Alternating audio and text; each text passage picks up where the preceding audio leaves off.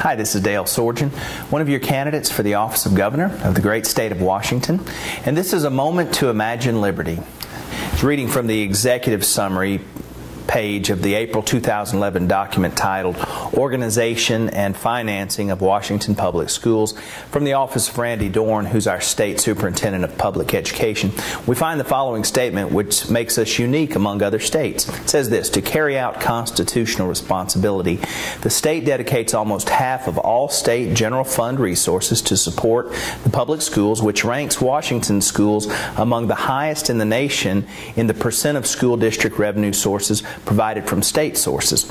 That both certainly does make us unique among most other states, not in the fact that more is collected and spent on each child's education. Our state spends about $10,300 per child, which puts us below the national average of about $10,700 per child.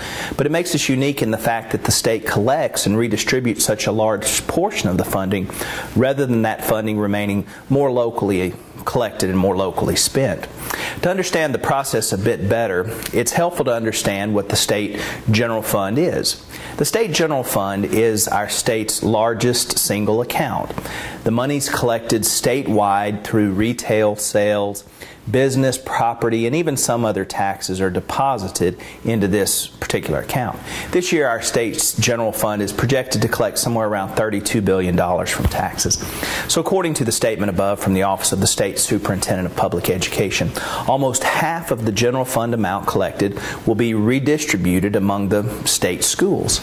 This moves towards centralization of funding and control from the state was initiated with the Basic Education Act of 1977, which attempted to outline the parameters of basic education and how they'd be funded. And in 1978, the Levy-Lid Act galvanized the state's control of the school system by allowing local tax levies to be passed to fund enrichment programs in a school district, but not to reduce the state's obligation to fund their definition of basic education.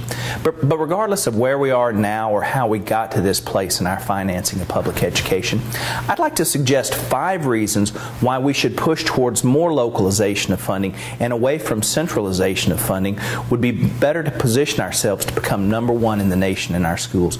#1, localization of funding by taxpayers in each county or school district would breed competition among school districts, and competition is the greatest force ever known for improvement.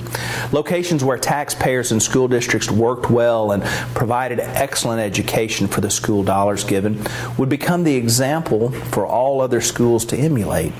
#2, localization of funding by taxpayers in each county or school district would give concrete evidence as to whether or not more money directly equates to a better education. There's no reason at all to believe that school districts with less money would not be able to provide an excellent education to students. What if just one school district was able to prove that they could provide an excellent education at a lower cost? How else will we find this out? #3, localization of funding by taxpayers in each county or school district would help taxpayers better understand a correlation between what they give in taxes and what they receive in the form of public education in their area. Our current process of collecting state taxes from several sources, including those in the general fund, provides no direct accountability to the people who are truly paying for the schools, the taxpayers. #4, localization of funding by taxpayers in each county or school district would immediately reduce the cost of public education because it would reduce the number of salaries that have to be paid at the state level. Those positions in the state central planning offices could virtually be eliminated. And #5, localization of funding by taxpayers in each county or school district is just fair to the taxpayer. It may be true that schools in less affluent areas will not receive the same amount of funding that more affluent schools receive, but it is ultimately more fair to the taxpayer who chooses to live in the area that they live and gives of their hard-earned money to fund the schools in their area.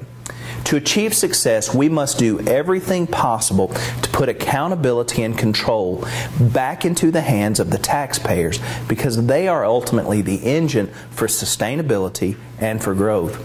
When the taxpayers know exactly how much they're paying and exactly what they're paying for, excellence will be demanded and will be achieved.